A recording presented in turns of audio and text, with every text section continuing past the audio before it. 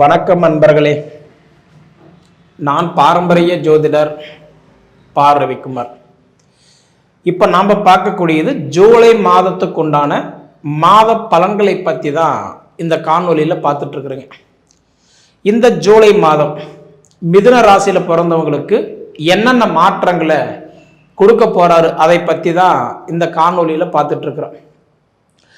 அப்போ இந்த மிதுன ராசிக்கும் ரெண்டாவது கன்னி ராசிக்கும் அதிபதி யாரு அப்படின்னு பார்த்தா புதன் பகவான். கல்விக்கே அதிபதி புதன் பகவான் தான். புத்திக்காரகன், ஞானக்காரகன், அறிவுக்காரகன் சொல்லக்கூடிய ஒரு புதன் பகவான் தான் உங்க ராசிக்கு அதிபதி. உங்களுடைய ராசிக்கு அதிபதி புதன் பகவான் பார்த்தீங்கன்னா உங்களுக்கு 2வது பாவகத்துல கடக ராசியில சந்திரனுடைய வீட்டில் இருக்கிறார். அப்ப கடகராசிக்கு அதிபதி சந்திரன் யாருன்னு பார்க்கும்போது இந்த புதன் பகவானுடைய தாய் வீட்டில் போய் உட்காந்துட்டார். ஏன்னா புதன் பகவானுடைய அம்மா தான் சந்திரன், தன்னோட தாய் வீட்டில் போய் உட்காந்துட்டார். அப்ப இந்த மாசம் 18ஆம் தேதி வரைக்கும் பார்த்தா புதன் பகவான் அந்த கடகராசியில இயல்பு நிலையில் இருப்பார். அதாவது நார்மலா முன்னோக்கி போயிட்டு இருப்பார். ஆனா 18ஆம் தேதி அன்னைக்கு பார்த்தீங்கன்னா அதே கடகராசியில பார்த்தீங்கன்னா புதன் பகவான் வக்ரகதி ஆகிறார்.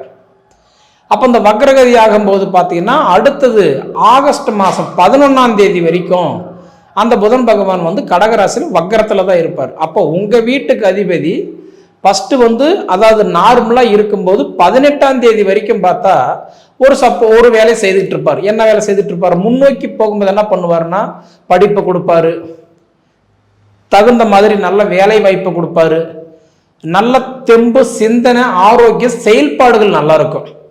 அதாவது நம்ம கம்முன்னு வீட்டில் உட்காந்துருப்போம், ஏதோ ஒரு யோசனை எங்கேயோ ஒன்று யோசனை யோசிச்சுட்டே இருப்போம். ஒருவேளை அங்கே போய் பார்க்கலாமா, இல்லை இது செஞ்சு பார்க்கலாமா, இல்லை இப்படி போகலாமா, இல்லை அவங்க எப்படி இருப்பாங்க, இவங்க எப்படி இருப்பாங்க, இல்லை நாம் எப்படி இருப்போம், ஏதோ ஒரு சிந்தனைகள் உங்களுக்குள்ளார வேலை செய்துகிட்டே இருக்கும். 18ஆம் தேதி வரைக்கும் பார்த்தீங்கன்னா உங்களுக்கு நிறைய யோசனைகள் கொடுத்துக்கிட்டே இருப்பார். இயல்பு நிலைக்கு வரும்போது நிறைய யோசனைகள் கொடுத்துட்டு இருப்பார். ஆனால் 18ஆம் தேதிக்கு மேலே பார்த்தீங்கன்னா அவர் வக்ரகதி ஆகும்போது என்ன பண்ணுவார் அப்படின்னா அதுக்கு நேர ஆப்போசிட்டாக வேலை செய்வார். அப்போ ஒரு வேலை செய்யலாமா அப்படி நம்ம முடிவெடுத்து வச்சிருப்போம். அந்த 18ஆம் தேதிக்கு மேலே என்ன யோசனை பண்ணுவோம், சரி இப்போ வேண்டாம் அப்புறம் பார்த்துக்கலாம் அப்படின்ற மாதிரி கொஞ்சம் காலதாமதம் பண்ணி வைப்போம். ஒரு வீட்டு வேலை, தோட்டம் வேலை, அதாவது ஒரு வண்டி வாகனத்தினுடைய ஒரு வேலை தான் இருந்தாலும் ஏதாவது ஒரு காரியம் செய்யலாம்னு நினைச்சோம்னா அந்த டைம்ல என்ன பண்ணுவோம்னா கொஞ்சம் அவசரப்பட வேண்டாம், அதுக்கு தான் நேர் ஆப்போசிட் வேலை செய்வார் இல்லையா, கொஞ்சம் பொறுமையாகவே இருந்து பார்க்கலாமே, அந்த மாதிரி எண்ணங்கள் எல்லாம் கண்டிப்பாக கொடுத்துருவார். அப்போ என்னன்னா 18 தேதிக்கு மேலே நீங்கள் எந்த முடிவு எடுத்தாலும் அந்த முடிவு கரெக்டாக வராது. கிட்டத்தட்ட ஓரளவுக்கு நார்மலாக இயல்பு நிலைக்கு வராது, நார்மலாக தான் இருக்கும். சரிங்களா? அதனால கிட்டத்தட்ட ஏதாவது சுப காரியங்கள் பண்ணுற மாதிரி இருந்தால் கண்டிப்பாக இந்த 18 தேதிக்குள்ளாரியே நீங்கள் பண்ணிக்கிறது ரொம்ப நல்லதுங்க. சரிங்களா? அடுத்தபடி பார்த்தீங்க அப்படின்னா உங்களுக்கு சூரிய பகவான் உங்க ராசியில தான் இருக்கிறாரு. உங்களுக்கு தைரியஸ்தானத்துக்கு அதிபதி. ஏன்னா உங்க ராசிக்கு 3வது ராசி தான் சிம்ம ராசி. சிம்ம ராசிக்கு அதிபதி யாருன்னா சூரியன். மாத கிரகம் சொல்லக்கூடியவர் யாருன்னா சூரியன் தான். அந்த சூரிய பகவான் இப்போ உங்க ராசியில தான் இருக்கிறார். ஆனா ஒரு வீட்டில் போய் சூரியன் உக்காந்தா அந்த வீட்டுடைய தேவைகள் என்னவோ அது சரி பண்ணிட்டு வந்துடுவார். அவரு தான் மாத கிரகம், நெருப்பு ராசின்னு சொல்லக்கூடியவர். ஸ்டேட்டஸ் பார்க்குறவர், கௌரவத்தை பார்க்குறவர், யாரு கூட நட்பா சேராத கிரகம் யாருன்னா சூரியன் மட்டும்தான். ஆனால் எப்பயுமே உங்க ராசி அதிபதி புதனோட சேரும்போது மட்டும் யோகத்தை கொடுத்துட்றாரு.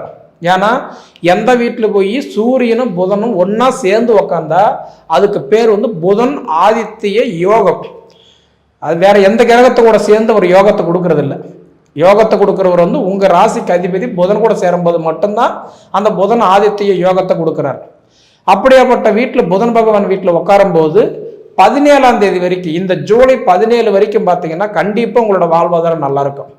அதாவது டெம்பரவரி வேலை பர்மனண்ட் ஆகலாம், எடுத்த வேலையை நீங்கள் முடிச்சு உட்காரலாம். ரெண்டாவது இந்த டைம்லலாம் பார்த்தீங்கன்னா இந்த ஆன்லைன் பிஸ்னஸ், ரெண்டாவது பார்த்துட்டிங்கன்னா ஏதாவது கமிஷன் வேலை, இந்த மாதிரின்றது பார்க்கும்போது தரகர வேலை செய்கிறவங்களுக்கெல்லாம் பார்த்தா ஓரளவுக்கு நல்லா இருக்கும். கமிஷன் நம்பி இருக்கிறவங்களுக்கு கண்டிப்பாக இது ஒரு அற்புதமான ஒரு நேரம்னு சொல்லலாம். அதே அந்த சூரியன் போய் யாரோட சேர்ந்துட்டாருன்னா குரு கூட சேர்ந்துட்டார். பொதுவாக குருவும் சூரியனும் சேர்ந்தா அதாவது நட்பு கிரகம். சூரிய பகவான் யாரு கூடயுமே அவ்வளோ சீக்கிரம் சேரவே மாட்டார். சிம்ம ராசிக்கு அதிபதி சூரியன். அதே மாதிரி பார்த்தீங்க அப்படின்னா மேச ராசியில் உச்சமடைவார். இன்னைக்கு அடுத்தது பார்த்தீங்க அப்படின்னா துலா ராசியில் நீச்சமடைவார். அதே மாதிரி தனுசு ராசி, கும்பராசி, மீனராசி இந்த 3 வீட்டுக்கு மட்டும்தான் நட்பா இருப்பார். மீதி இருக்க வேண்டிய வீட்டுக்கெல்லாம் பார்த்தீங்க அப்படின்னா அவர் வந்து பகையாக தான் இருப்பார். அப்படியாப்பட்ட புதன் பகவானும் சூரிய பகவானும் குரு பகவானும் இணைஞ்சு உட்காந்துருக்கூடிய காலகட்டம். நீங்கள் வண்டி வாகனம் வாங்கக்கூடிய யோகம் சூப்பராக இருக்குது.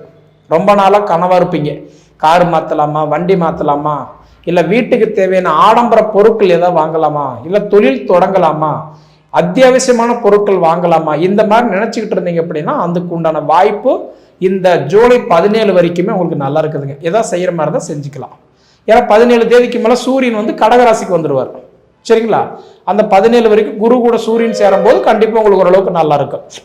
அடுத்தது பார்த்தீங்கன்னா செவ்வாய் பகவான் உங்களுக்கு லாபஸ்தானத்துக்கு அதிபதி. செவ்வாய் பகவான் உங்களுக்கு தைரியஸ்தானத்தில் உட்காந்துருக்கிறார். அப்படி பார்த்தா நிச்சயமா யார் வகையிலேயாவது உங்களுக்கு ஒரு புது உறவு கிடைக்கும், ஒரு நட்பு கிடைக்கும், ஒரு பழக்க வழக்கங்கள் ஏற்படும், புது சொந்தங்கள் கண்டிப்பாக உங்களுக்கு கிடைக்கும்.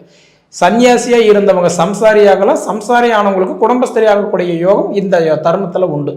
ஏன்னா லாபஸ்தானத்துக்கு அதிபதி தைரியஸ்தானத்தில் போய் செவ்வாய் உட்காந்துருக்கிறாரு. கிட்டத்தட்ட 28ஆம் தேதி வரைக்கும் செவ்வாய் பகவான் உங்களுக்கு தைரியஸ்தானத்தில் இருக்கிறதுனால புது பழக்க வழக்கங்கள் ஏற்படும்.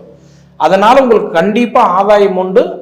ஏதோ ஒரு வடிவத்தில் உங்களுக்கு கண்டிப்பாக சப்போர்ட் கிடைக்கும். அது வந்து உங்களுடைய திசா புத்தி எப்படி இருக்குதோ அதுக்கு தகுந்தாறு மாதிரி உங்களுக்கு பழக்க வழக்கம் கிடைக்கும். சரிங்களா?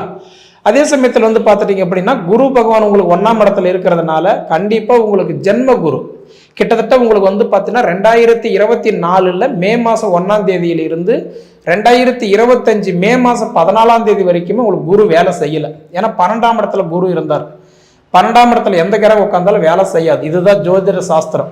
அப்படி பார்த்தா 12ஆம் இடத்துல குரு உட்கார்ந்த காலகட்டம் 1 வருஷ காலமா ரொம்ப கடன் பிரச்சனை, தொழில் முடக்கம், குடும்ப கஷ்டம், மருத்துவ செலவு, அதாவது வாங்கின கடனுக்கு வட்டி கட்ட முடியாம, எடுத்த காரியத்தை நம்ம வந்து அது கம்ப்ளீட் பண்ண முடியாம, எடுத்த ஆர்டரை வந்து ஃபினிஷ் பண்ண முடியாம, அதாவது உழைப்புக்கு தகுந்த உயர்வு இல்லாம, வயசுக்கு தகுந்த வளர்ச்சி இல்லாம நிறைய போராட்டங்கள் பார்த்துருப்பீங்க 2024 மே மாசத்துல இருந்து 2025 மே மாசம் வரைக்கும். ஆனா இந்த டைம் பார்த்தீங்கன்னா சூப்பரா இருக்குது உங்களுக்கு.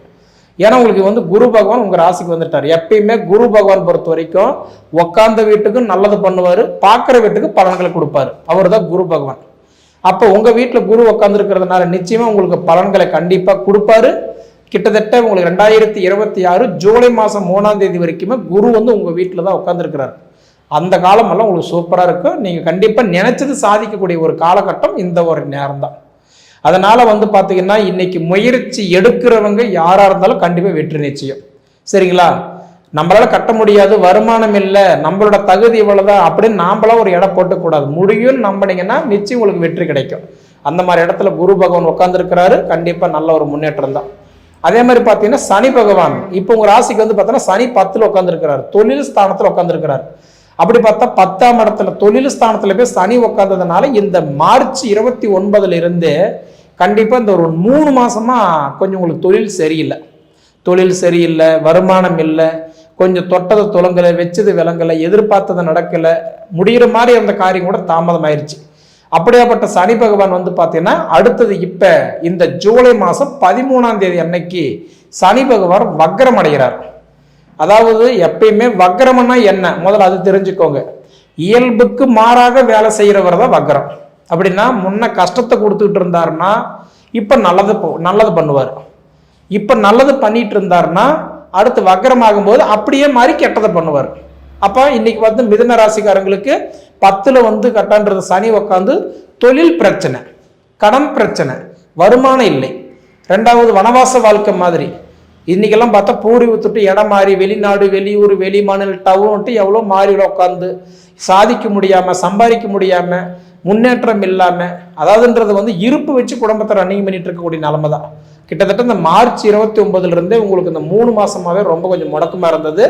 அப்படியாப்பட்ட இந்த சனி பகவான் வந்து பார்த்தீங்கன்னா இப்போ உங்களுக்கு வக்ரகதி ஆகக்கூடிய காலகட்டம் பார்த்தா இந்த ஜூலை மாசத்துல ஒரு 19 நாள், அடுத்தது பார்த்தீங்கன்னா ஆகஸ்ட் மாதம் 30 நாள், அடுத்தது பார்த்தீங்கன்னா செப்டம்பர் ஒரு 30 நாள், அக்டோபர் மாதம் 31 நாள், அதாவதுன்றது பார்த்தா நவம்பர் மாதம் இன்னைக்கு 28 நாள். கிட்டத்தட்ட இதெல்லாம் கால்குலேஷன் பண்ணீங்கன்னா 138 நாளைக்கு கிட்டத்தட்ட ஒரு 4.5 மாதம் நீங்கள் சூப்பராக இருக்க போறீங்க. ஏன்னா சனி பகவான் வக்ரகதி ஆகிறார். இந்த காலகட்டம் கண்டிப்பாக உங்களோட வாழ்க்கை நல்லா இருக்கும், உங்களோட வாழ்வாதாரம் நல்லா இருக்கும். இப்போ இந்த டைம்ல எல்லாம் நீங்க நினைக்கிறத சாதிக்க வேண்டிய நேரம், எதிர்பார்க்கறத கொடுக்கக்கூடிய தருணம் இது. வீடு கட்டணும்னு எதிர்பார்க்குறீங்களா, இந்த டைம் ஆரம்பிங்க, உங்களுக்கு அந்த வேலை முடியும். கடன் பிரச்சனை இருந்து வெளியில் வரதுக்கு சொல்யூஷன் என்ன, இப்ப முயற்சி எடுங்க, அது நடக்கும். அதை விட புத்திர பாக்கியத்துக்கு ட்ரீட்மெண்ட் எடுக்கிறீங்களா, இப்பவே பண்ணுங்க, கண்டிப்பா குழந்தை பாக்கியம் கிடைக்கும். கல்யாணத்துக்கு இப்ப முயற்சி எடுக்கிறீங்களா, இந்த டைம்ல போய் கண்டிப்பா பொண்ணு பாருங்க, மாப்பிள்ளை பாருங்க, உங்களுக்கு கண்டிப்பா அது அமையும். ஏன்னா இந்த டைம் தான் உங்களுக்கு ஒரு அற்புதமான நேரம். நான் சொல்றது என்ன அப்படின்னா, உங்களுக்கு இந்த ஜூலை மாசம் 13ஆம் தேதியிலிருந்து நவம்பர் மாசம் 28 வரைக்குமே உங்களுடைய நேரம் சூப்பரா இருக்குது, கண்டிப்பா மாற்றமே இல்லை. ஜென்மகுரு ஒரு வகையில சப்போர்ட் பண்றாரு, ரெண்டாவது சனி பகவான் வக்ரகதியாகி உங்களுக்கு நல்ல பலன்களை கொடுக்குறாரு. சரிங்களா? எது எப்படியோ இந்த ஜூலை மாசத்திலிருந்து உங்களுக்கு ஒரு நல்ல நேரம் ஸ்டார்ட் ஆயிடுச்சு. சரிங்களா? அதனால கண்டிப்பா உங்களோட வாழ்க்கை வாழ்வாதாரம் எல்லாம் நல்லா இருக்கும். இதை நீங்க அனுபவிச்சு பார்த்து சொல்லுங்க. சரிங்களா?